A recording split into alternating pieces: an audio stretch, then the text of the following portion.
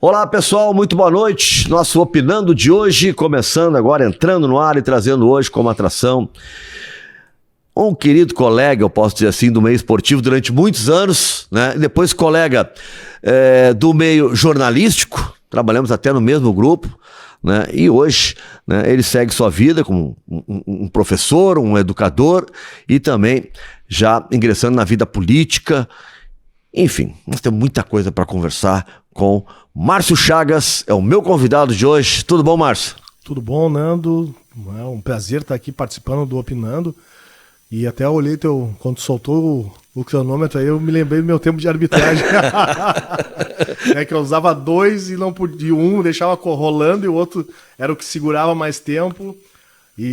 Mas na brincadeira, assim, né? Porque o tempo, ele é dinâmico, como se diz.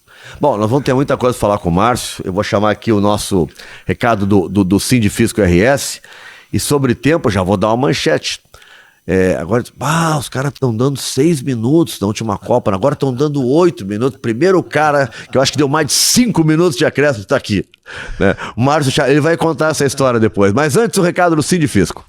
O Brasil está mudando e os desafios nos próximos anos serão ainda maiores. O Rio Grande do Sul pode contar com a excelência do trabalho dos auditores fiscais da Receita Estadual para, mais uma vez, ajudar o Estado a superar limites e conquistar mais benefícios para os gaúchos. Prover recursos públicos para serem investidos em saúde, educação, segurança e infraestrutura é a nossa missão. Pode contar conosco. Sindifisco RS, Auditores Fiscais, Receita para crescer. Então tá, gente, tô aqui com o Márcio Chagas, ex-árbitro de futebol, né, e estava falando sobre o período de acréscimo. E o pessoal parece que nessa Copa, deixa eu começar pela Copa, a gente falar um pouquinho da tua vida, já que foi agorinha, né? O pessoal fala do período de acréscimo, tá, todo mundo chamou a atenção, mas esse ano parece que tinha um componente que a FIFA queria ver, Márcio, a questão do bola em jogo, né? Para não ser aquele rolete do cara pagar para ver um jogo de futebol e ter 15 minutos de bola rolando, né? E achei sensacional, né? Eu sempre fui muito favorável, respeitoso, principalmente com quem paga o ingresso, que não é nem um pouco popular e ultimamente no Brasil mais caro impossível. Então tem um processo de elitização por trás de todo esse processo.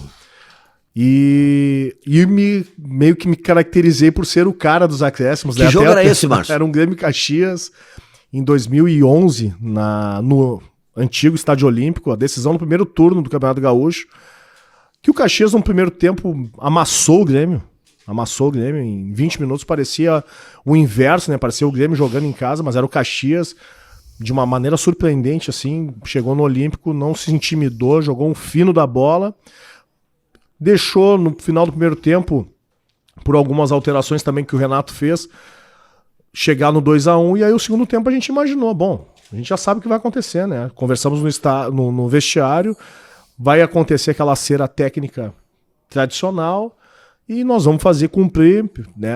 Tomamos algumas precauções típicas da arbitragem, porque quem tá ali dentro já tem que antever algumas situações. O Grêmio fazia cera técnica no jogo? Não, quem fazia... Não, era o Caxias que ia fazer? O Caxias estava na frente. O Caxias na frente, o Caxias ia fazer a cera técnica. Virou o primeiro tempo 2-1, né? Se vira 2-0, eu acho que ficaria mais tranquilo para a arbitragem. Mas como virou 2-1, a gente imaginou, cara, vai ser uma guerra o segundo tempo, o Grêmio vai pra cima, não tá se encontrando, achou um gol no final do primeiro tempo, os caras vão pra cima e o Caxias vai se fechar, e se fechou. Então começou, logo que começou o segundo tempo, já começou a cera, cai, goleiro chamando o médico para ser atendido, porque para quem não sabe, o goleiro é o único que tem, né, o atendimento sem que tenha que cronometrar, então até que o goleiro esteja de acordo tem que esperar. O goleiro foi atendido no segundo tempo mais de 4 vezes, né? Todas as substituições do Caxias, os jogadores se atiravam no chão, estavam bem, daqui a pouco iam pro chão. Como é que tu vê o acréscimo, Márcio? O árbitro faz o quê? Ele tem, no mesmo cronômetro, ele para o cronômetro às vezes, ou deixa rolar, ou ele tem um que é só para acréscimo? Como é que tu faz isso? Eu sempre usei dois relógios, um eu deixava o tempo correr, né? E na realidade os dois, né? Deixa o tempo correr, um é mais de segurança, porque se der pau num dos relógios, continua no outro, mas paralisar nunca. Então Então o acréscimo normalmente Tu fica mais ou menos, tu mentaliza. fica mais ou menos mentalizando o tempo que foi paralisada a partida e faz acrescentar depois. Né? Então muitas pessoas diziam, é 1 minuto e 3, 1 minuto no primeiro tempo e 3 no segundo. E isso não é protocolar, isso vai dependendo da ocasião da partida. Né? E foi um jogo muito truncado no segundo tempo, com várias paralisações, várias substituições, vários atendimentos, várias confusões.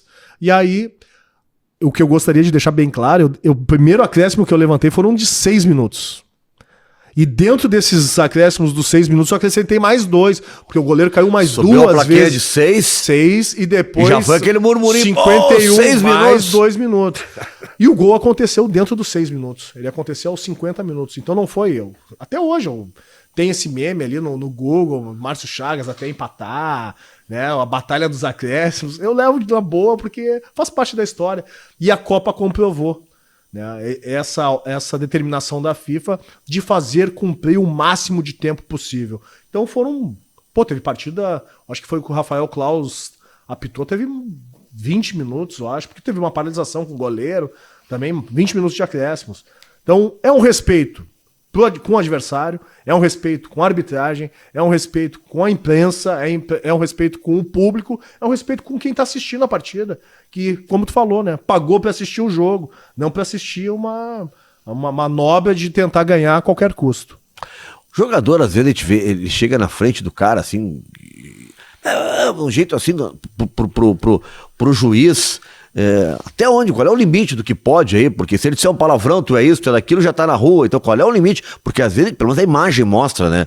Aquela coisa exacerbada.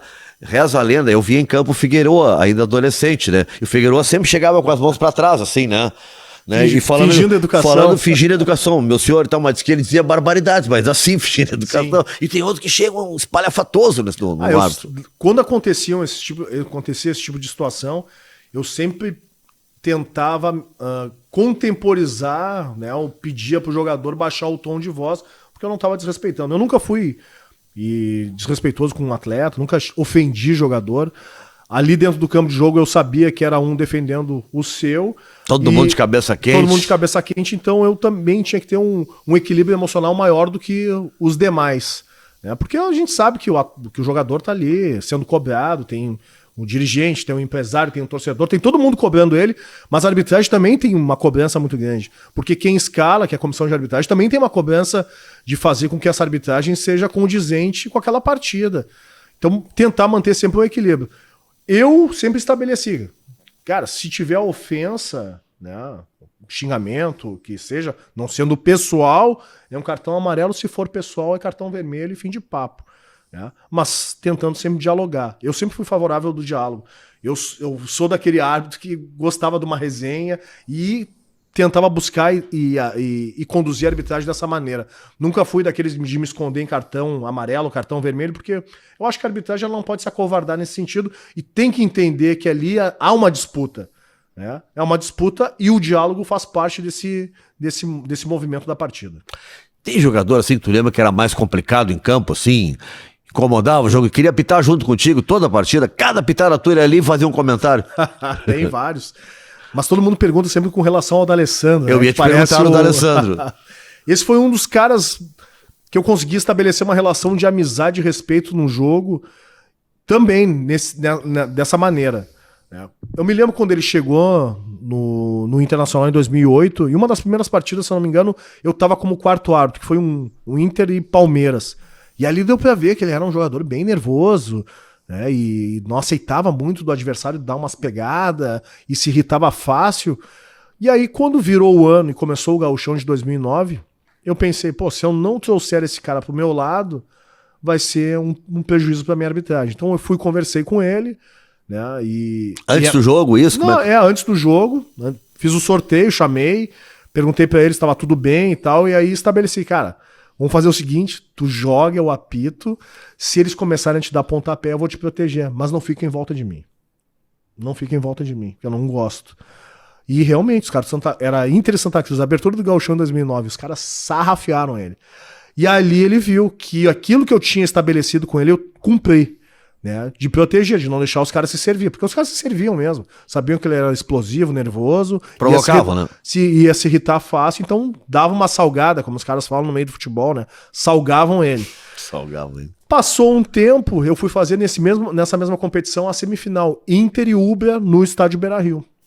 E de novo eu chamei ele, e ele tinha esculhambado a arbitragem de todo mundo naquele campeonato, né, que foi o de 2009, e chamei, cara, tu entende o que eu falo, né? Eu, sim, vamos fazer o seguinte, da mesma maneira daquela vez, cara, deixa eu apitar, tu joga, vou te proteger, mas não fica em volta de mim. Que tá ficando feio, cara, todo mundo tá falando. Pode ser? Pode.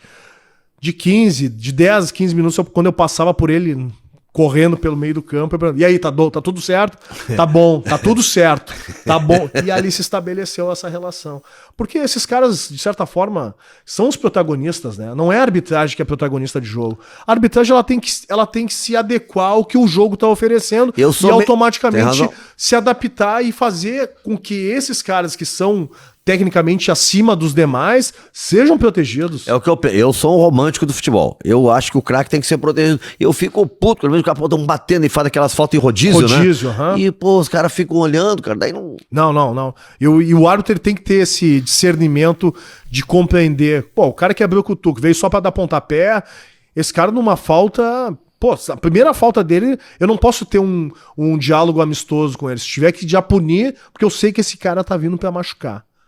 E o árbitro, com entendimento, com maturidade, ele começa a identificar quem são os jogadores que têm esse perfil. Então tu tem que proteger o jogador. Pô, o cara paga um ingresso que hoje gira em torno de 100, 120 pila para assistir um ídolo, aí chega no estádio, o cara toma sarrafo e daqui a pouco é punido por reclamar porque tá apanhando? Não é justo. Não. Márcio, ainda quero ficar um pouquinho mais na área do futebol. Tu hoje tem denunciado e falado sobre isso e presenciasse isso, né, muito, que é, né, a questão racial envolvendo o futebol. Os protagonistas do jogo no Brasil, em geral, saem de classes muito baixas, né? A gente fala em classe baixa, o Thierry Henry uma vez falou lá, né? Sim. Né, nossas crianças estão estudando e as crianças do Brasil estão jogando bola. É agressivo, mas é verdade, até porque tu forma muito atletas em universidades, em escolas, coisas que o Brasil aqui não tem, né? Os garotos aqui, em geral, saem de casa com 12, 13 anos, vão morar numa concentração, quando dá tempo estudam, né? Coisa assim.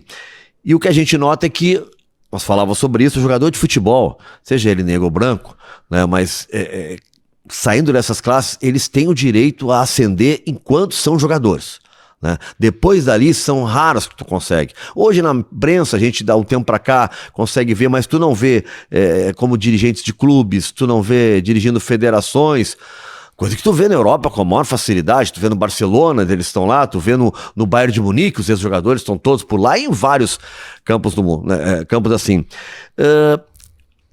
Me fala um pouco desse meio assim no futebol, né? Dessa distância de classes, né? Em que quem manda, né, no futebol e quem tá jogando futebol. Tu tá no meio disso, tu é o árbitro. O árbitro hoje nem profissional é. Sim. Né? Hoje não, nunca foi, né, no futebol. Mas como é que tu sente essa relação, né, dentro do futebol, dos jogadores? Parece que eles têm um limite. Vocês jogam, mas não vão querer depois entrar nesse meio, que esse meio aqui é nosso. Eu sou um apreciador, adoro futebol, consumo futebol, assisto, mas eu tenho uma crítica bem forte com relação a como é gerenciado essa modalidade no Brasil e no mundo, né? Eu vejo futebol como uma representação contemporânea da escravatura muito forte. É a única profissão no mundo que se fala em comprar e vender pessoas, que inclusive se partilham as pessoas em percentuais, né? 25% é de um fulano, 25% do Beltrano, 50% do clube, e normalmente os corpos que estão à venda são corpos pretos e de brancos pobres, né, que no pacote social do Brasil, branco e preto pobre, cai tudo no mesmo esquema.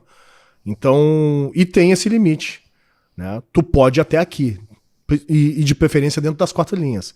Fora das 4 linhas, não é um espaço que te contempla, né? Então, a gente não vê ex-jogadores ocupando cargos como CEO dos clubes, né, como diretor de futebol, né, preto então, menos ainda. Eu nunca vi um diretor preto, nem no Grêmio, nem no Inter, né? Diretores reconhecidos. Sim. Né? Diretores. Não manda aqui, mesmo. não aqui, que manda, que vai dar entrevista. Aquele que chega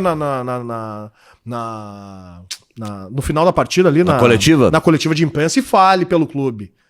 Tá? Então há um distanciamento muito grande com relação a isso. E se a gente observar também a estratificação social dentro dos estádios, é uma forma muito latente da gente observar o quanto ainda há esse conservadorismo e essa perpetuação de poder de uma classe dominante branca dentro do futebol, né? Quem senta em tribuna, quem senta em camarote, quem senta em cadeira, quem senta em arquibancadas sociais e as ditas arquibancadas hoje como populares e geral, que são atrás dos gols, estrategicamente até de uma maneira para não filmar muito, né? Que ali estão as pessoas com menor poder aquisitivo. Eu vejo o futebol assim conservador, racista, machista, e tem muito para contribuir socialmente. Mas enquanto não tiver uma política dentro desses clubes, principalmente de um incentivo para a escolarização e formação de pessoas cidadãs, né, e não só jogadores de futebol, a gente não vai ter uma modificação. Os jogadores sempre vão se esconder atrás de um empresário que vai determinar o que ele vai dizer ou não vai dizer. E muitas vezes, quando acontece algum crime envolvendo algum jogador, né, ele se manifesta num primeiro momento e depois se esconde porque há uma determinação do seu empresário para que ele não se manifeste. Aí a gente entra naquele campo, né?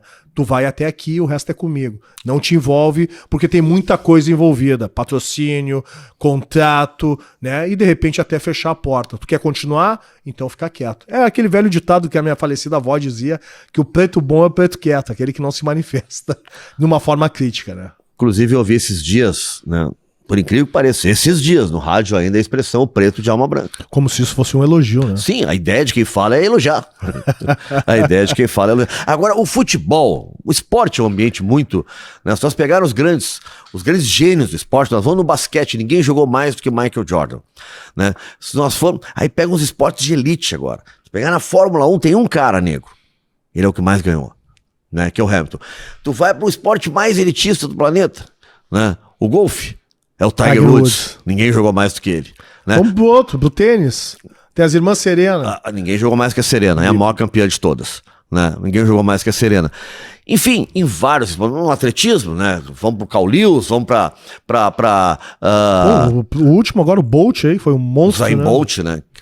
Os caras. Florence Griffith Joyner. Sim, ele ficou tão sem adversário, o Bolt, que agora vou jogar futebol. Isso aí. Foi jogar na segunda divisão na Inglaterra, alguma coisa assim. Vou jogar futebol. Não tinha mais quem correr. E o futebol no Brasil e no mundo, a maior referência é de um preto, é do Pelé. Sim. Né? Ninguém é maior no Brasil, então indiscutível. E por que esse ambiente está desde sempre nele?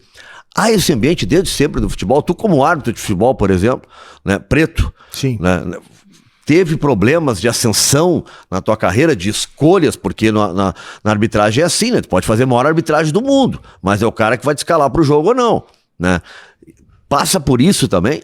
Passa. E a prova viva é que a primeira Copa onde há um representante negro é essa de 2022, que é o Wilton Pereira Sampaio.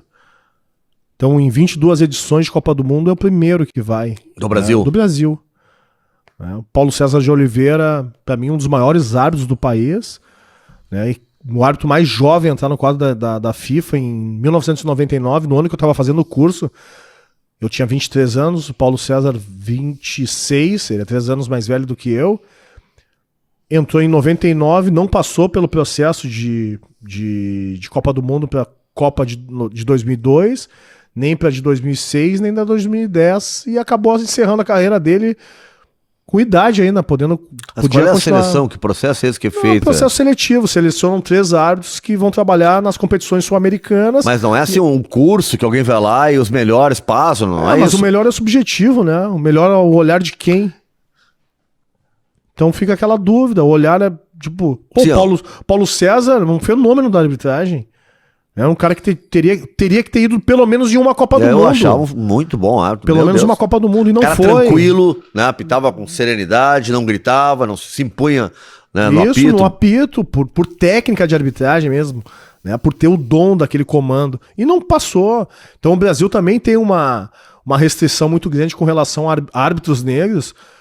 E recentemente, nos últimos campeonatos, vamos trazer aqui pra terrinha, na Rio Grande do Sul, o último árbitro negro que tinha apitado o Campeonato Gaúcho tinha sido eu em 2014, quando eu larguei a arbitragem. De 2014 a 2022 foram 8 anos até que surgisse um outro árbitro negro para apitar o Campeonato Gaúcho da primeira divisão. Então, em cima daquele assunto que a gente vai abordar daqui a pouco, que é a questão racial, que aconteceu lá em Bento Gonçalves, a represália que acabou não acontecendo comigo, aconteceu com os poucos que ficaram, que não tiveram espaço, e alguns que estavam em ascensão tiveram que sair porque não estavam sendo escalados na Federação Gaúcha de Futebol, que também, para mim, eu tenho uma crítica muito grande à antiga administração e a atual, porque também nunca compraram essa ideia de luta antirracista, muito pelo contrário, muitos tentaram calar e comigo tentaram, só que eu levei adiante e acabei encerrando a minha carreira com 37 anos em virtude da forma como eles conduziram um dos casos de racismo mais escancarados dentro do futebol brasileiro. Vamos lembrar esse fato lá em Bento Gonçalves. Eu lembro especialmente do que aconteceu ali fora, né? Fora do estádio. Teu carro todo com coisas escritas, enfim, com vários xingamentos. Começou já. Vamos lembrar um pouco do estádio. Na tua chegada, já tinha algum ambiente assim? Isso é um jogo Bento Gonçalves esportivo? Esportivo e Veranópolis. Bom, Gauchão, isso. Gauchão de 2014. Eu gosto sempre de fazer uma linha do tempo, porque muitas pessoas acreditam que esse tenha sido o único caso que eu tenha passado dentro do futebol gaúcho. E os casos que aconteceram comigo de questões raciais sempre foram no futebol gaúcho. Fora do estado, nunca tive problema quando apitava Campeonato Brasileiro, Copa do Brasil. Nunca teve problemas raciais, tinham problemas de xenofobia.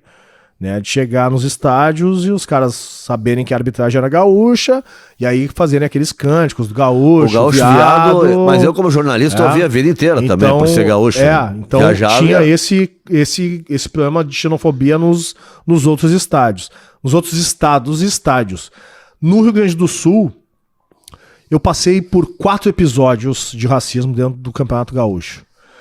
No meu primeiro ano apitando o Campeonato Gaúcho da primeira divisão, em 2004, não em estádio, mas com a comissão de arbitragem, que eu fui árbitro revelação indicado naquela competição, competi árbitro revelação junto com o Leandro Voaden, com o Fabrício Neves Correia, o Fabrício acabou vencendo, e ali eu tava vindo como um elemento surpresa naquela competição. Nem aquele campeonato quem televisionou foi a Guaíba. E ali, fui indicado e aí causou meio que um alvoroço e uma dúvida. Será que esse cara é isso mesmo? Não é isso aí? E aí um membro da comissão de arbitragem, José Mocelin, me chamou para ir até a casa dele para fazer um plano de carreira, né, sobre a arbitragem, porque eles viam um potencial para que eu chegasse a ser para que eu pudesse ser um árbitro FIFA futuramente. Fui até a casa dele, conversamos e tal, e a gente tinha uma relação amigável. E aí, chegando na casa dele, sentamos numa mesa, ele me deu um papel e caneta e pediu para eu ir anotando algumas coisas, né? Em determinado momento ele recolheu o papel, começou a olhar e... tu vê, essa letra aqui é tua mesmo. Nós estávamos em dúvidas na comissão de arbitragem se era tu que preenchia a tua súmula ou se alguém te ajudava. Eu disse, como assim? Porque é um português muito bom e uma letra bonita.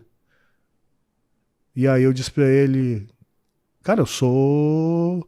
formado, pós-graduado, eu sou concursado na Prefeitura de Esteio, eu trabalho no Grêmio Náutico União, eu trabalho no La Salle Santo Antônio. Vocês têm dúvida ainda se eu tenho condições intelectuais de redigir uma súmula? Não, tu tá entendendo errado. Não, tô entendendo errado. Vocês estão querendo achar algum problema, por quê?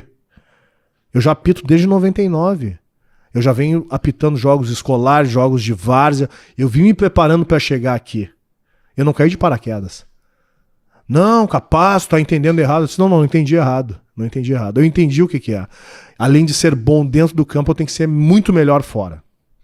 Só que essa exigência que tu tá fazendo com relação a mim, vocês não fazem com relação ao geral, porque tem árbitro, inclusive, que faz parte da letra A do Campeonato Gaúcho, que não tem nem o ensino médio.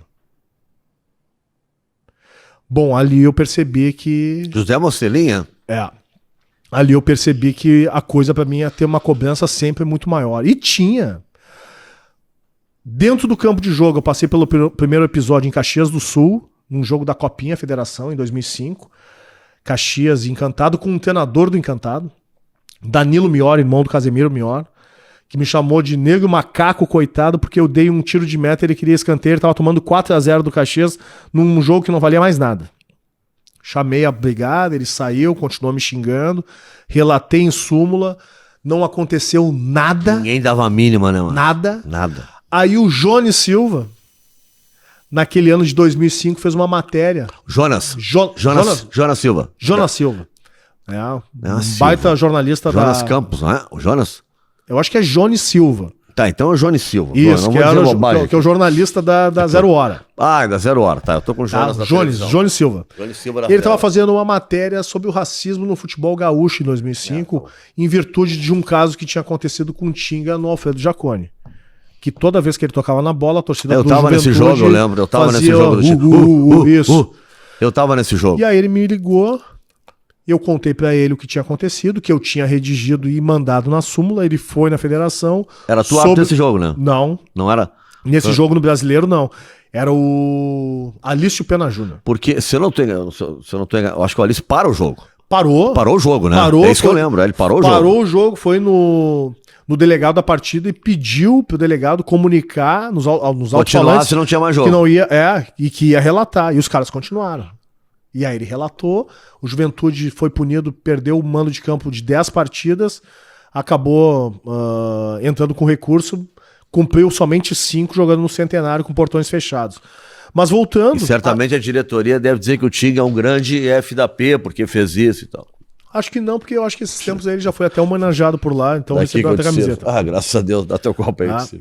E aí eu fiz essa matéria com o Jones, ele foi atrás dos personagens, a matéria veio a público em dezembro de 2005, e aí o treinador tinha dito que eu tava mentindo e querendo aparecer com o fato, só que ele foi desmentido não, quem confirmou a minha versão foi um zagueiro daquela equipe do Encantado que disse, realmente o nosso treinador ele fez uma coisa muito feia que a gente não aceita aqui no nosso município. Ele realmente foi racista com o Márcio. Então o próprio zagueiro dele confirmou que ele tinha acontecido. Porque normalmente o racista, né, Nano, ele é um covarde.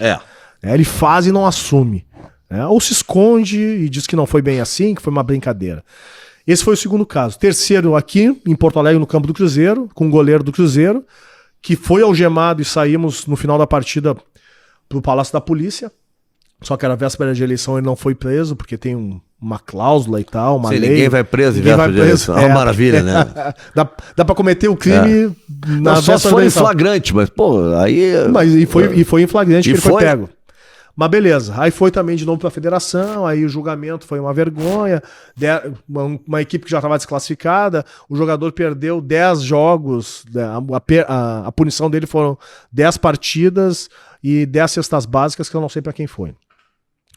De 2006 a 2014, sempre que eu ia apitar na Serra, Caxias, Bento, Veranópolis, Farroupilha, Garibaldi, esses lugares eu não aquecia mais em campo.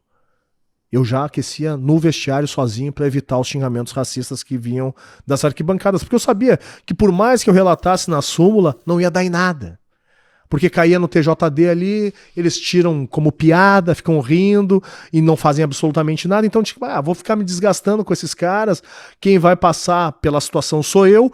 Como eu sou o único, vai ficar aquele rótulo que é sempre comigo que acontece. Então eu já evitava. Então eu fiquei de 2006 a 2014, 8 anos, toda vez que eu ia apitar na Serra, eu aquecia no vestiário sozinho. Só que em 2014, quando eu cheguei nesse dia 5 de março para apitar a partida do Esportivo e Veranópolis, por uma infelicidade, porque não era comum, eu acabei indo com o meu carro. O porteiro do clube viu que era o meu carro. E entrei, estacionei, não tinha ninguém, porque jogo de interior contra interior não vai basicamente ninguém, a não ser os familiares dos jogadores. Estacionei meu carro num estacionamento de acesso único, exclusivo de funcionários e dirigentes, então não foi torcedor que fez. E ali ficou meu carro. O Esportivo ganhou essa partida de 3-2, não teve expulsão, não teve lance polêmico, não teve absolutamente nada. Jogo normal. Normal. Porque a gente tenta ainda, alguma coisa deve ter acontecido pra ter potencializado pra essa agressão toda. Não teve nada. Né? A arbitragem foi tranquila, acabou em jogo, conversei com os jogadores, o treinador do Esportivo na época era o Flávio Campos, aquele que foi jogador do São Paulo. Sim, Flávio. Gente fina, Volante, sabe? Tocamos, cara fino. Conversamos e tal. Os jogadores do Veranópolis a mesma coisa. Fui sair pra entrar no vestiário, comecei a ser xingado por um grupo de torcedores. E me chamou a atenção que tinha um senhor com uma criança, e eu até perguntei pra ele, é isso que tá ensinando pro teu filho? Vai pra puta que te pariu, nego, filha da puta, macaco. Boa semana pra ti também. Desci. Tomei meu banho, o policiamento estava me acompanhando, perguntou se eu ia registrar a ocorrência, eu disse que ia, mas em Porto Alegre, que ali eu não ia fazer, porque eu tava louco pra ir embora dali, porque eu não tava me sentindo mais à vontade dentro daquele espaço. Tomei meu banho, recebi a minha taxa, abri a porta do vestiário e aí, pra minha surpresa, quando eu vou pegar meu carro tá com as portas amassadas a pontapés, afundada, tanto a porta do motorista como do carona de trás. E aí, vejo algumas bananas, cascas de banana no capô do carro, chamo um colega meu, Marcelo Barizon, disse, ô Barizon, olha o que esses caras fizeram aqui, meu. Ele botou as mãos na cabeça, não acredito, eu disse, pois é. Eu vou tirar o carro daqui, vou botar numa parte mais clara e vou fazer as fotos. Fui dar a partida do meu carro engasgou 3 vezes, caíram 2 bananas do cano de escapamento.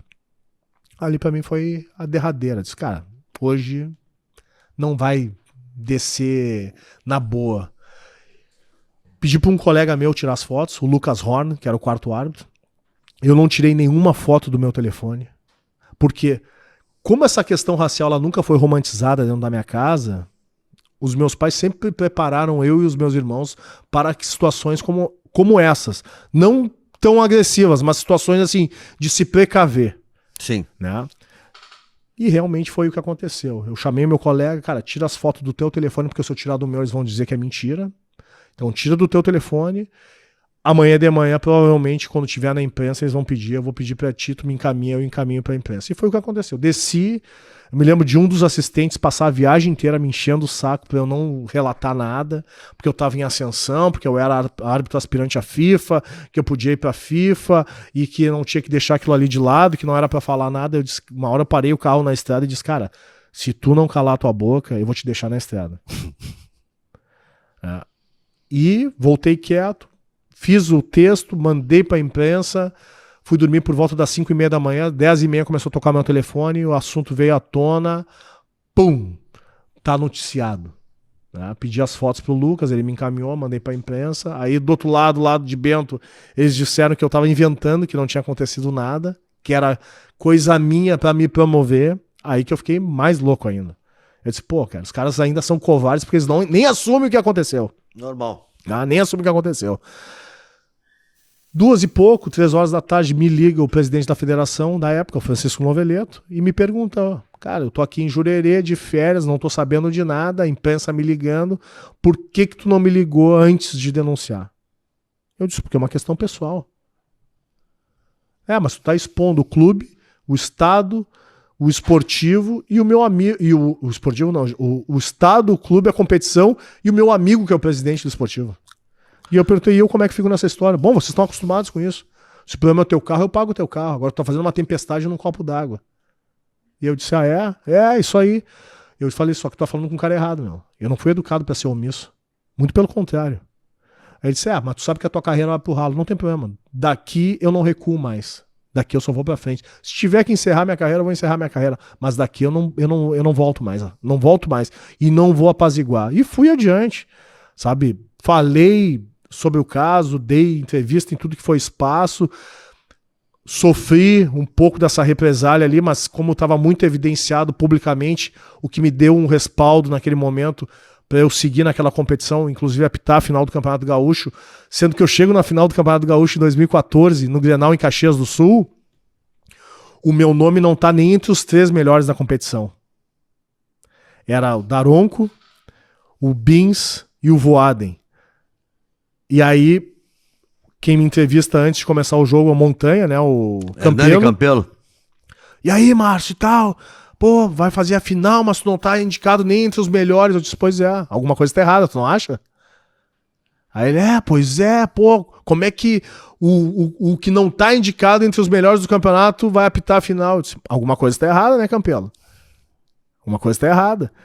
E aí eu volto pro vestiário, eu começo o primeiro tempo, volto pro vestiário, o jogo termina, foi 4-1 pro Internacional, no final da partida mudaram, meu nome tá no site da federação como um dos árbitros indicados. E eu ganho no outro dia, como o melhor árbitro do Campeonato Gaúcho. Então eu ganhei em 2008, 11, 12, 13, 14. E ali eu encerro a minha carreira. Mas por que encerrasse a carreira? O que aconteceu ali? Encerrei por inúmeros fatores, principalmente de não ter tido um respaldo da federação quando eu precisei, e principalmente quando eu vou para o segundo julgamento, porque o primeiro eu não estive presente porque eu estava em Brasília, sendo recebido pela Dilma Rousseff, pela presidenta da República naquele momento, e aí eu participo do segundo julgamento na federação na quinta-feira que antecedia a final, e o advogado de defesa dentro do Tribunal da Federação Gaúcha de Futebol diz que chamar negros de macaco não é ofensivo, eles estão acostumados com isso. Agora, se deparar com um veículo amassado a pontapés, isso sim é doloroso para um homem, conforme a propaganda dos postos Ipiranga. Porque brasileiro é apaixonado por carro. E ali todo mundo começa a rir, naquele ambiente hegemonicamente branco, eu fico puto da cara, levanto, eu ia quebrar a cara dele, e eu estava acompanhado de um amigo meu que jogou basquete comigo, que era o meu advogado, me segurou e disse, cara, vamos embora.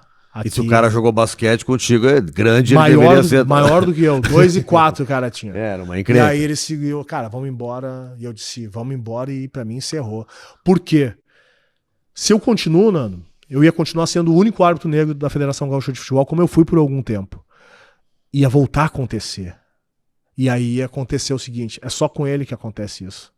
É só ele que tá não sei o quê. Então, cara, se dentro do Tribunal de Justiça Desportiva os caras levam esse tipo de situação de crime como piada, eu não tenho por que representar aquela entidade, né? Então, como diz o ditado, os incomodados que se retirem. E ali eu me retirei, e eu sei que tinham fechado portas em outras federações para eu ir também, porque daí funciona o telefone, né? Não pega, não vai e tal. E antes que acontecesse de tentar ir para algum outro espaço, eu resolvi sair, eu vou cuidar do meu filho na época, e era isso. Tu lembra o episódio Aranha, claro, né? Sim. E no episódio Aranha eu tava trabalhando e tal, e depois no dia seguinte, tudo que aconteceu, não quero dar nomes, mas eu debati com, na época, dirigente, conselheiro, na época também era dirigente do Grêmio, e no ar, ele disse no ar, que será uma bobagem, que no futebol tem vários amigos meus, negros, não sei o quê, que chamam de macaco, no futebol com a maior naturalidade. Aí eu disse pra ele, olha, você me dá o nome de um só, não precisa me dizer dos vários, me diz um que o senhor trata assim, que ele acha normal. E, bom, claro que não tinha nome de ninguém e tal, mas, a meu ver, boa parte da punição do Grêmio ali foi a conduta da sua diretoria, que só tratou de criminalizar o Aranha. Sim. Em momento algum fez a meia-culpa de, olha, até poderia dizer, olha, foi um fato isolado, não sei o quê, mas o Grêmio é contra, o Grêmio isso, o Grêmio acolhe o jogador. Não. O Aranha virou persona não grata dentro do ambiente. Não, e acabou a carreira dele ali. Acabou a carreira dele. Acabou a carreira dele, porque do Santos ele vai pro Palmeiras no outro ano ele não joga no Palmeiras, ele vira um reserva. E aquilo que tu falou, daí os dirigentes, não, esse cara isso encrenca, não vai ser chamado em outro jogo, vai dar incomodação. É isso aí. Então tem esse código dentro do futebol, né? Esse telefone sem fio aí que vai mandando informação. Assim como os caras podem jogar pro céu, eles podem te botar no inferno e acabar com a carreira. E foi...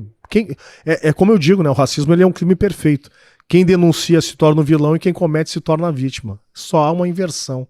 E no futebol ele é bem enfático dessa forma, né? Quem compra uma briga ali normalmente começa a ser questionado. Olha o que aconteceu com o Tyson esse ano. Com o Tyson não, com o Edenilson esse ano, né? Quando ele vai pro enfrentamento, né, tem um apoio, tanto midiático como do próprio clube e dos torcedores, mas no momento que o desempenho técnico dele começa a ficar abaixo do esperado, começa a entrar naquela, também só quer falar agora e lutar sobre isso. Só um pouquinho.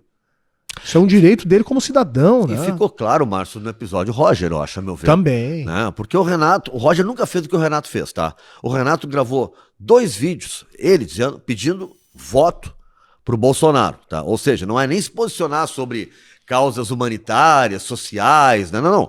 Política partidária. Sim. O Roger nunca fez isso. O Roger falou da questão do que ele sofre, do seu conhecimento, né, da questão racial, e denunciou que o governo atual tratava isso, né, baixando para debaixo do tapete, como se não existisse. Eles fragilizou as instituições que cuidavam disso, ou seja, estava normalizando Isso. o racismo. O Roger denunciou isso, foi o suficiente, né? O Roger foi tirado do Grêmio. Tu ouvia o ranço da boa parte da torcida do Grêmio. Qualquer resultado ruim também, tá muito preocupado com outras coisas, né? Como se o futebol fosse um mundo à parte, né? À parte, né? Mas com o Renato nunca teve isso. Né? Com o Renato mas nunca teve isso é escancarado, Nando. A cobrança e o peso do martelo pra punir um preto dentro do futebol é um tesão tremendo, né? Pesa tonelada o martelo. Agora, quando é pra apaziguar uma situação de um mesmo só com uma pessoa branca, ele não erra, ele se equivoca. Até a palavra ela vira bonita. Né? Então tem isso aí, é complicado, é um meio onde quando a gente conversou ali no início, o preto, ele tem um espaço delimitado, as 4 linhas, é aqui que tu me serve, é aqui que eu quero que tu faça, que circule a bola, faça o gol, daqui pra fora, quanto menos tu aparecer, melhor, porque não vai ter espaço pra te ocupar em cargos de poder nos clubes. Não vai ser presidente de clube, não vai ser futebol, não vai ser, técnico. não vai ser porque é uma perpetuação de cadeira de família. É uma família que passa para outra. Não vai ser, né? E sempre quando tem esse debate, o questionamento, se diz: mas não aparece nenhum. Pô, como não aparece nenhum? No dia que a gente descobre que comer filé é bom, tu não vai querer ficar comendo filé o tempo inteiro, quando tu puder? Eu vou. Tu falasse da arbitragem ali, da questão que era tu sozinho, né? Sim. Depois não tinha mais ninguém. Iam poucos, porque às vezes tem um pouco disso também, né? O cara sente tão intimidade, não é meu ambiente, não é meu ambiente, que ele nem vai. Nem vai. Acontecia isso de irem poucos, ou iam e não eram aproveitados, eram discriminados na hora da seleção? Primeiro que é um processo de elitização dentro do futebol também na arbitragem. Os cursos são caríssimos. Né? São quase 5 mil reais para ser árbitro de futebol. Para fazer um curso. É um curso que é feito pela federação? Pela federação. E a federação não proporciona nenhum tipo de bolsa. Então ela elitiza já nesse processo. Pô, ela é uma atividade excludente. Pô, qual é o jovem ou pessoa que tenha 5 mil reais para estar investindo num curso de arbitragem que tu não tem nem a garantia que tu vai apitar. Então já larga nesse processo. É difícil. Né? E os poucos que vão têm um peso muito grande. Eu me lembro, agora tu tocou nesse assunto, porque de 6 em 6 meses se tem que entregar uma série de documentações.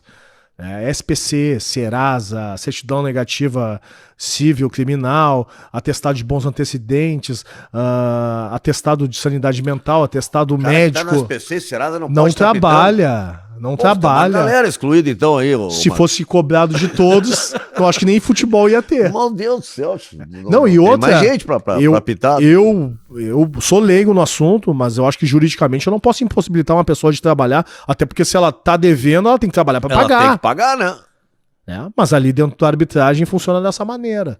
Quem tá no SPC, no Serasa, não trabalha. Isso é uma determinação da Federação Gaúcha de Futebol, que até 2012, pra quem não sabe, se tu tivesse menos de 1,70 m, tu também não podia nem fazer o curso para árbitro de futebol. Tu era automaticamente bandeirinha, assistente. Então, mas o Agomar Martins tinha menos de 1,70 m. Mas foi uma determinação deles. E aí o Ministério Público soube, porque teve uma denúncia, e aí eles tiveram que refazer ali as exigências. Mas era assim, bota na parede. Eu tenho 1,70 m, eu entraria no limite. Pra ser bandeira, pra ser bandeira. Árbitros não ia ser. Então a capacidade era medida, inclusive, na altura. Pra te ver a maneira como se conduz a arbitragem aqui no Rio Grande do Sul. Mas isso é uma decisão daqui, nunca a FIFA pensou nisso. Não, a questão daqui. Mas aqui é um processo... É uma pré-seleção para chegar num quadro nacional, para depois chegar num quadro internacional. Claro. Então eu já impossibilito que se tenham árbitros baixos. E o árbitro, o Wilton Pereira Sampaio, é um que quebra essa regra. É um árbitro que tem 1,70 m, 72 no máximo. E foi uma das melhores atuações de árbitros brasileiros Eu ia te perguntar nos se tu últimos gostou anos. Eu gostei. dele na Copa. Gostei dele na Copa. Bem diferente das atuações dele no Brasil. Acho mais seguro, sem tanta pressão, né? Pressão da competição, mas não a pressão de dirigentes, da imprensa o tempo inteiro também, que desce um pau. Então fica um certo milindre do próprio árbitro, né? De trabalhar em determinados lugares. O próprio público de Copa é diferente, né? Pra ele reclamar do árbitro tem que ser algo muito escandaloso. Muito né? escandaloso. Senão os caras veem o jogo e pronto, né? Se aceita melhor, né, as decisões. Bom sempre se sai do parâmetro de que na Copa do Mundo, só que na Copa do Mundo é a elite do futebol. A Copa do Mundo nem sabe que tem campeonato regional nos países, né? Então os caras não conseguem também ter essa dimensão. Os caras não imaginam que no Brasil tenha campeonato estadual em todos os lugares, né? Que tem uma outra competição sem ser a nacional, né? Que tem um monte de clube nos lugares. Então, é uma cobrança muito grande com relação à arbitragem. E a arbitragem é amadora, né? É como cada um por si, sem investimento, sem incentivo de federação. Só pelo jogo quando ele apita. Só quando o jogo que apita. Só no jogo que apita. Não tem trabalho com psicólogo, não tem nutricionista, não tem... Uma academia à disposição para treinar. Quem tem que pagar é o árbitro. Federação, sindicato, não tem convênio com ninguém. É cada um por si. Inclusive essa documentação de início de ano que tem que fazer nos cartórios e tudo, quem banca é o árbitro. Se ele não tiver um convênio médico, ele tem que pagar um atestado médico particular. Por que tu acha que ninguém quer? Porque é uma questão nacional, não é regional. O árbitro brasileiro não é profissionalizado. Ninguém quer ser o empregador, tem medo de causa trabalhista. Tem medo da causa trabalhista, do vínculo empregatício. Aí é que tem que entrar, no meu entendimento, os clubes. Porque se os clubes têm, né, essa força, eles automaticamente formam uma certa liga e determinam, até escolhem quem são os árbitros que eles querem que participem das competições. Na competição nacional, nós queremos lá do Rio Grande do Sul, fulano, beltrano, ciclano. Ali de Santa Catarina, beltrano, blá, blá, blá. Então, já faz a liga e tem autonomia. E automaticamente um valor, 1%, 1,5% das taxas de televisionamento já direciona para a arbitragem. Porque também já fica estabelecido. Porque também há uma situação bem delicada de dinheiro tá circulando dentro de vestiário, sabe? Porque o pagamento é feito ali na hora. Tu recebe depois do jogo. Ou antes, normalmente antes. Mas não é nem na tua conta, é o dinheiro na mão, assim. Na minha época era o dinheiro na mão. Hoje eu não sei se eles estão recebendo em conta, mas pelo que eu sei é dinheiro na mão. É ruim. E imagina se some um dinheiro dentro do vestiário. Sim. A desconfiança que se cria dentro do ambiente. Sim, porque tu te pagaram e tu foi apitar. Isso. Né? Tu pagaram antes do jogo, digamos. Tu foi apitar e deixou o dinheiro. Não vai botar o dinheiro no bolso do calção, né? Tem uma história. Em 2005, em Passo Fundo, Copa Federação, Copa Big, foi apitar Passo Fundo e Gaúcho. Clássico lá. Porra, pegado Passo Fundo e Gaúcho. E aí, era eu, o Veras e, se eu não me engano, era o Zé Carlos Oliveira. Eu não me lembro ao certo. Eu tenho essa foto guardada, mas eu não me lembro se era ele. E o quarto árbitro era o Gomercindo da Silva. E o jogo começa, pegado e tal. E eu vi que o Gomercindo ficou rodando assim a pista de um lado pro outro, e nervoso. E o Gomercindo era gago. É gago, porque ele é vivo ainda. E aí ele... Aí eu não consegui entender e tal, porque o jogo tá pegado. Fomos pro intervalo. E aí eu perguntei, cara, o que aconteceu, meu? Que tu tava enlouquecido. Ele disse, cara, um brigadiano pediu pra ir no banheiro. E aí eu dei a chave pra ele. Não sei por que eu fui atrás pra ver se ele tinha ido realmente acertar o banheiro. Quando eu chego lá, o cara tá mexendo nas carteiras. Aí eu assim, como assim, cara? Ele tava mexendo nas calças, cara, de todo mundo pra ver. Eu disse, bom, chama o capitão da brigada. O responsável pelo policiamento. Chamamos o capitão da brigada e eu falei pra ele, não, aconteceu um caso seríssimo aqui com o teu soldado. E aí ele assim, o que houve? O Gomercindo pegou, chama o fulano.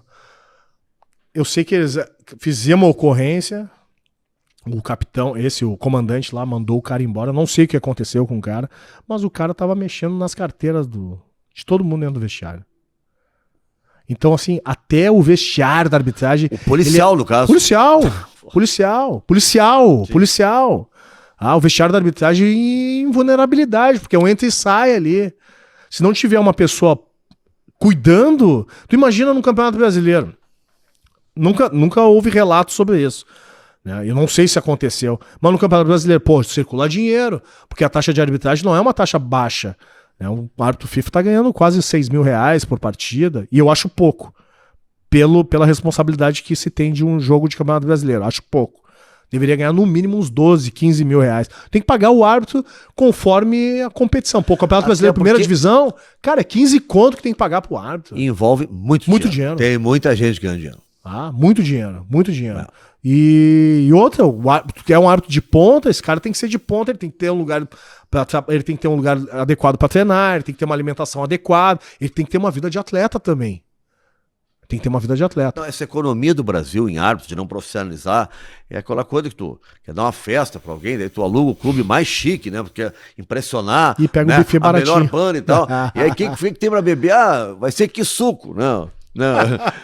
Em jarra de plástico, aqueles que... Pô, mais ou menos isso. Porque o árbitro é uma figura central, um árbitro estraga uma partida. A arbitragem no Brasil ela é vista como um gasto e não como um investimento.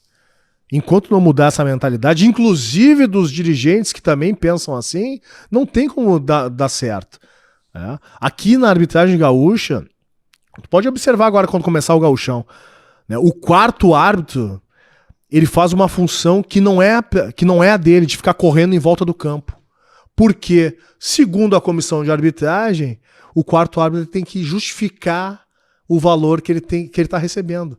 Tu viu algum quarto árbitro correndo na Copa do Mundo atrás das goleiras, pra lá e pra cá? Aqui tu vai ver. Porque é a justificativa que a comissão de arbitragem local dá para os clubes para ter um quarto árbitro. Só que o quarto árbitro ele faz parte da regra do jogo. E ele tem que cuidar de questões administrativas. É saber quem são os jogadores relacionados, se eles estão na casa-mata, fazer com que o treinador se mantenha dentro daquele espaço e não ultrapasse. Ele não tem que fazer essa função. Sim, aqui no gauchão, cansei de ver, eles vão para trás da goleira, no escanteio, né? É tudo ilegal, não pode. Não pode. Até porque se ele faz essa movimentação, ele está chamando a atenção e uma responsabilidade que não é dele, inclusive de uma bola, porque até a final do Campeonato Gaúcho não tem VAR para definir se essa bola, uma bola duvidosa, se ela entrou ou não entrou. Aí tá o quarto árbitro perdido atrás da goleira, os caras, tá aqui, vai ter que decidir. E muitas vezes o cara não tem esse olho tão aferido para tomar essa decisão. E aí chama toda uma responsabilidade que não é dele, em virtude de uma decisão que foi tomada pela comissão de arbitragem de justificar o valor de um quarto árbitro. Porque senão eles não iriam nem ter esse quarto árbitro na partida, que faz parte da regra do jogo. E treinamento, Márcio, os árbitros recebem toda hora, aqui por exemplo no Rio Grande do Sul, né? Então, o Márcio Chagas, o árbitro já consagrado, já sabe tudo ou tem... Vamos lá, Márcio, 6 meses, uma reciclagem de um ano, né? Tem as provas, né? As provas teóricas e os testes físicos, que é o que habilita o árbitro. Mas é a renovação da carteira de motorista, para saber se tem o curso antes da prova, se vocês têm reciclagem. Tem uma pré-temporada. Tipo, a FIFA tem uma Copa, a FIFA mandou nova, reúne todo mundo, ó, tem isso, tá acontecendo aquilo. Isso acontece? Antes de ter o início de uma competição, da competição do Campeonato Gaúcho da primeira divisão, se faz uma pré-temporada de 3 dias, sexta, sábado e o domingo. Domingo até o meio-dia, 2 horas da tarde, encerra. Então é sexta o dia inteiro não, manhã e tarde, sábado manhã e tarde, domingo de manhã. E ali se passa as orientações. E deu. É como se eu te dissesse assim, Nando, eu tenho uma Ferrari pra ti, correr a Fórmula 1. Pô, mas eu nunca dirigi. Mas tá aqui. O manual, eu vou te ensinar no final de semana o que tu tem que fazer e a partir da semana que vem quem corre é tu com ela. É assim que funciona. Então é um treinamento que dura... E outra, é só para os árbitros da Série A. Os árbitros que vão apitar a segunda divisão não têm esse treinamento. Os árbitros que vão apitar a terceira divisão não têm esse treinamento. Os árbitros que vão apitar os jogos de categorias de base, sub-20... Eles vão ter que buscar sozinhos. Sozinhos ou através desses outros árbitros que passem essa informação. Não tem incentivo, a não ser quando tu chega no topo da arbitragem. Ô Márcio, tu acha que a tua entrada na política foi uma coisa meio que inevitável? Tu foi meio que jogado nela por conta das tuas situações de vida, né?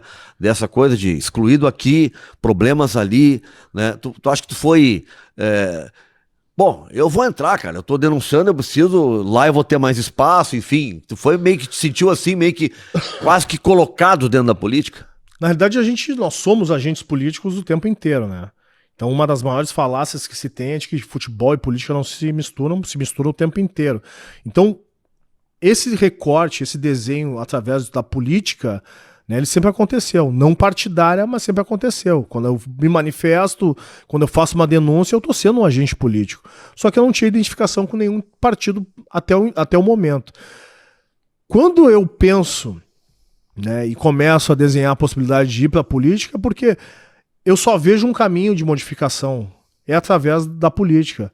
De eu fazendo parte desse sistema para eu fazer com que algumas ideias que eu acredito que sejam as ideais, né, elas possam acontecer. E é no espaço de poder que eu vou conseguir construir isso. E no Brasil, em vários países, tu necessariamente não é candidato a ti mesmo. Para tu ser candidato, tu tem que te filiar a um partido. Então, essa é uma escolha obrigatória. Tu tem que fazer essa escolha.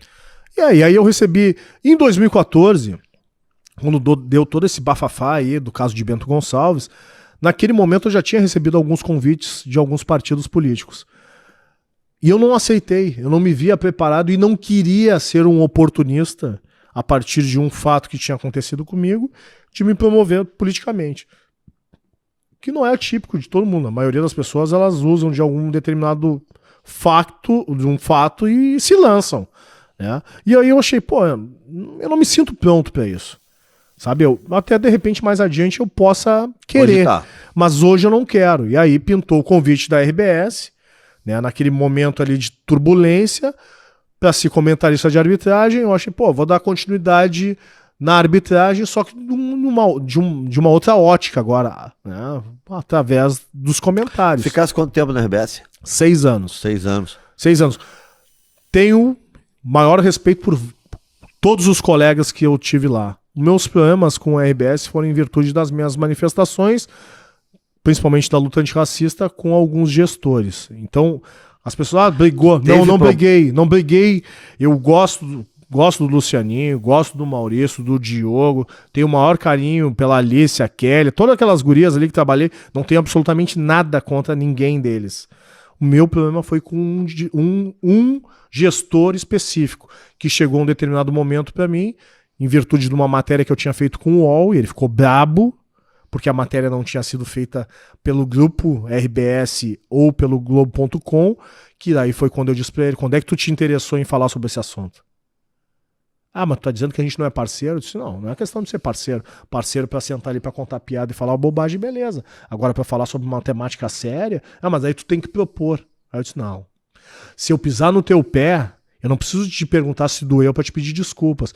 Se tu tá vendo que eu tô passando por humilhação, tô sendo xingado, tô sendo avacalhado durante uma transmissão, que é o que acontecia quando eu ia trabalhar no Alfredo Jaconi, cara, tu tem que ser meu parceiro. Tu tem que, no mínimo, expor o que tá acontecendo ali pro estado inteiro ver. E não foi o que aconteceu. Então a única maneira que eu tinha de me manifestar foi através dessa matéria, que eles souberam do que estava acontecendo durante as transmissões, entraram em contato, e aí eu disse, cara, eu vou falar... A matéria foi sobre isso. Foi sobre isso. Durante racismo nas transmissões. Nas transmissões. Né? E vou falar, cara, porque o negócio tá me engasgando. Eu tive que sair do Twitter, não aguentei o Twitter, né? Toda vez que eu entrava no ar ou comentava alguma coisa, era negro, filha da puta, a banana que botaram no teu carro tinha que ter posto no teu cu.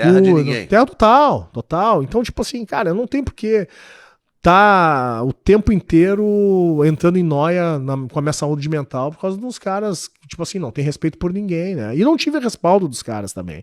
Porque tinha uma questão de patrocínio, tinha uma questão ali de fazer esse social também, de não expor, né, as colonizações que são problemáticas, né? Principalmente na Serra. Então, cara, foi assim... Foi uma questão de tempo. Quando eu fiz a matéria, eu sabia... Quanto tempo depois da matéria? A matéria saiu em abril, final do Gauchão, já tinha terminado o Gauchão. Ali eles não me botaram na rua, acho, porque senão iam dar um tiro no pé, né? Mas a vontade era de me colocar na rua logo em seguida. Mas aí eu fui começando a perder espaço. Vai sendo gelado. Gelado. né, não participava. Eu já não participava de nada das partes sociais deles. Né? Eu já não era convidado para fazer chamada de final de ano, eu já não era convidado para participar de jantares que eles faziam normalmente com os próprios patrocinadores. Eu era uma peça que tinha ali. Tudo isso depois da matéria. Não, antes de acontecer. Já era, não era um ambiente muito inclusivo, era inclusivo para quem já era estrela dentro do espaço. Para quem não era, tipo assim, não precisa. Né? Não precisa fazer parte. Vem só na transmissão aqui que tá bom. Não incomoda. Não incomoda. Mas foi uma oportunidade bacana, assim, de aprendizado, principalmente para falar em público, né, para poder colocar algumas ideias, de manifestar. Tinha feito aquilo? Teve algum treinamento? Te ajudaram no início? Nada. Vai lá e te vira. Vai lá e te vira. Que nem o cara da Ferrari, aquele que tava falando. Exatamente. Eu perguntei ainda, antes de ser contratado, vou fazer um projeto piloto, alguma coisa. Não. A partir das entrevistas que a gente já te viu aqui, a gente te vê preparado, tá pronto. Eu disse, beleza. Suava que nem vara verde nas primeiras transmissões de fazer uma pizza debaixo dos braços, assim, de tão nervoso que eu ficava olhando para aquele buraco ali, assim. É. Porque quando a gente tá falando publicamente, né, por menos pessoas que tenham, a gente ainda consegue observar a reação das pessoas. Agora, tu falar pra um buraco, tu não imagina o que do outro lado tá passando na cabeça e quais são as reações que tá acontecendo do lado de lá. Mas foi um período bacana, eu acho que tudo na vida é um aprendizado, né? Não me arrependo de absolutamente nada. Foi bacana e deu, vida que segue. Passados esses 6 anos, e aí entra a tua vida. Entro num processo político partidário. Aí eu me filio ao PSOL, né, a convite da Fernanda Melchiona, que eu tenho maior admiração e respeito. E aí eu concorro com ela a vice-prefeito em 2020, né, na prefeitura, que foi uma experiência muito, muito grande, assim. Eu achava que eu conhecia Porto Alegre e não conheço, principalmente a periferia. A periferia é muito ampla e muito carente. Porto Alegre é uma cidade muito desigual, né, o índice de desenvolvimento humano da cidade é uma discrepância total aqui nos bairros nobres, Moinhos, Petrópolis, Bela Vista. O índice de desenvolvimento humano é comparado à Suíça e à Suécia, e nos bairros periféricos, Restinga, Rubem Berta, é comparado ao Iraque e à Bolívia, dentro de uma mesma cidade. Automaticamente isso vai refletir na violência. Né? Com certeza. Com certeza. E as grandes soluções que a gente vê que a sociedade arrumou para a violência são condomínios com enormes muros, muito segurança, gradeado, carros blindados, vidros escurecidos, né? Essa é a solução para a segurança que a gente está vendo.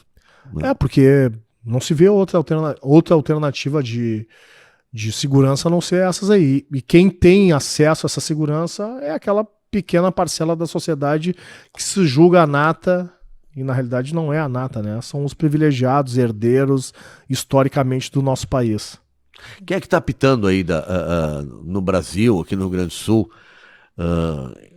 preto, né? Que tu diga assim que está surgindo aí, tem alguém.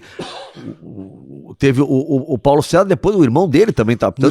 O Luiz Flávio. Que inclusive saiu da FIFA agora, entraram 2 árbitros novos. E fizeram muito parecidos, né? No jeito, no estilo, assim. E bom árbitro também. Excelentes árbitros. Mas árbitros negros, tu tá falando? Isso, negros. Nenhum. Não tem nenhum? Nenhum. Quer dizer, do Sul, nenhum. Né? No país tem o Wilton, que foi pra Copa. Que foi pra Copa, que já tem 41 anos. O Luiz Flávio, que tem 45. O Wagner Magalhães, do Rio de Janeiro, que tem 43.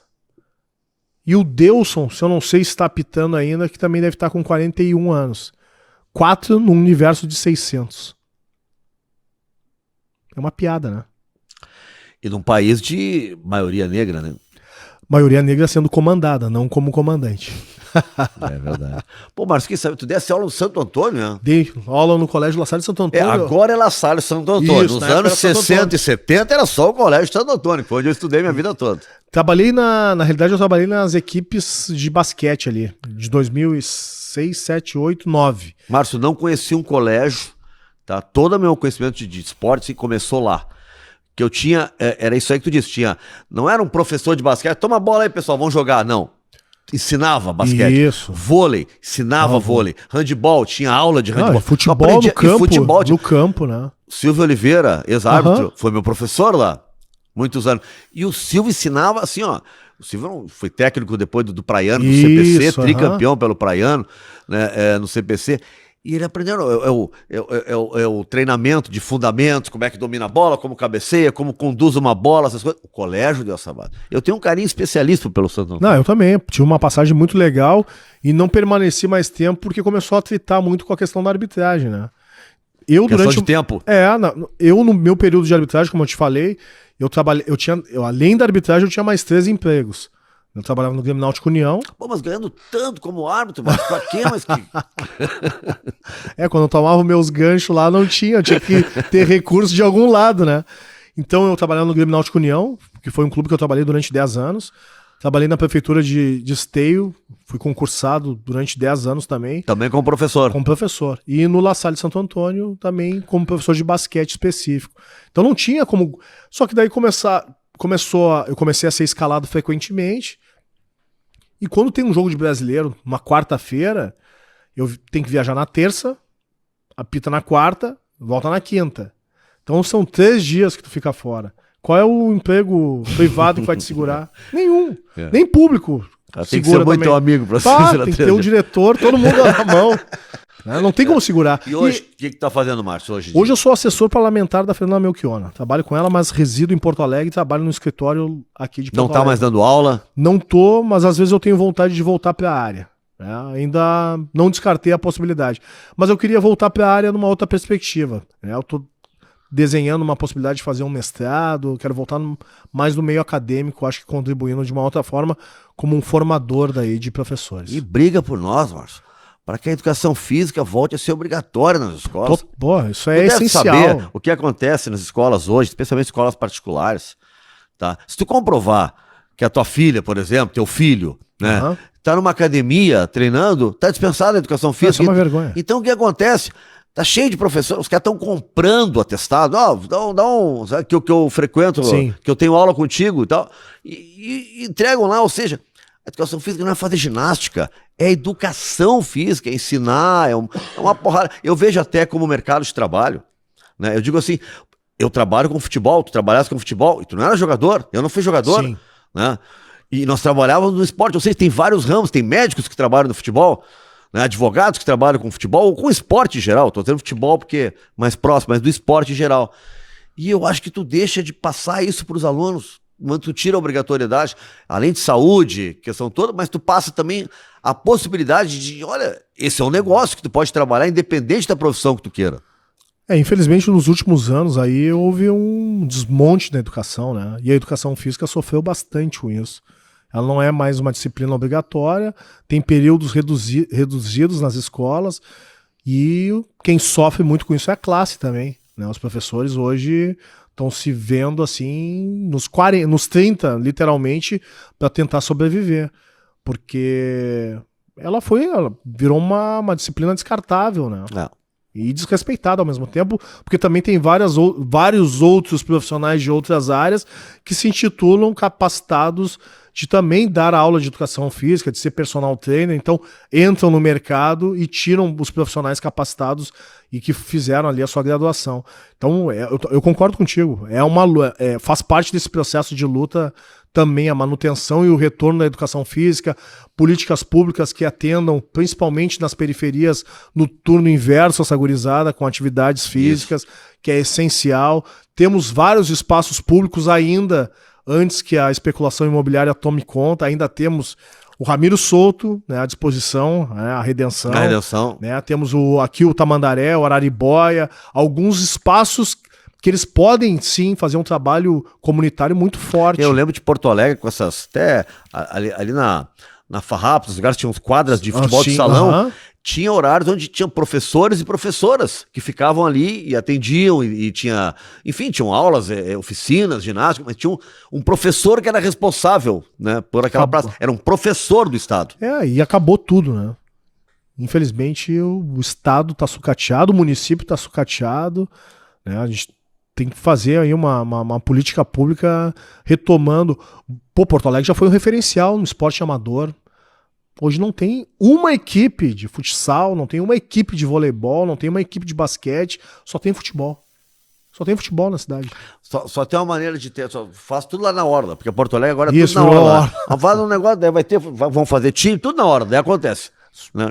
Mas é uma alternativa, pelo menos movimenta a cidade, porque daqui a pouco as novas gerações não vão se interessar e não vão ter essa possibilidade de absolutamente nada na cidade. Pô, tinha uns torneios pegados, citadino de futsal aqui, Teresópolis tinha um timaço, Petrópolis, Nonoai, Inter, Nonoai.